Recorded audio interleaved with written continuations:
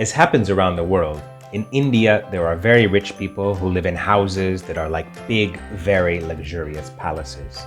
They have employees who make their food and clean their house, as well as several cars and sometimes even a helicopter.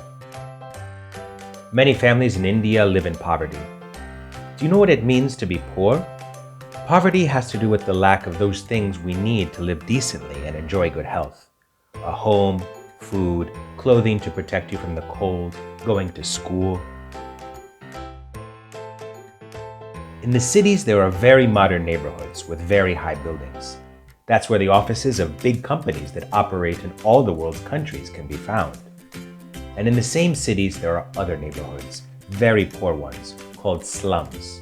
Areas of shacks lumped together, where families live in 1 or 2 rooms at most, with no electricity or bathroom.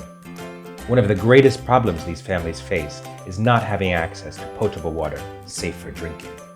Many families drink contaminated water and get very sick.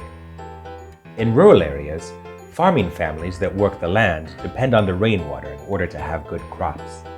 In places where it rains very little, like Andhra Pradesh, the land doesn't yield crops. These families often find themselves forced to go live in cities in search of a better future. Overcoming poverty is very difficult. In order to eat a plate of food every day, children are sometimes forced to leave school and start work in the fields or in factories. How do you think that these people can build a better future? Thanks to education, people have more opportunities to be aware of our rights and get better jobs. But to take full advantage of studying, it's important not only to go to class to learn and to play with our friends, but also to eat healthily, rest well, and maintain good health, basic pillars for better learning.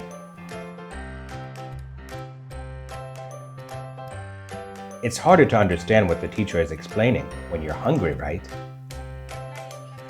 The Vicente Ferrer Foundation is a development NGO that works to improve the living conditions of impoverished communities in India. NGDO means Non-Governmental Development Organization, and they don't depend on a country's government. They're different from businesses in that the objective of NGDOs isn't to prosper, but to contribute to improving the living conditions of people, animals, or our planet. How do you think the people that work at the Vicente Ferrer Foundation know what the different towns and communities need? Well, they tell us themselves. Do you know how? In each village, there exists a Community Development Committee, CDC, made up of 12 people, 6 men and 6 women. The town comes together to talk about what they need, and they pass it on to the Development Committee in the village, who explains this information to us.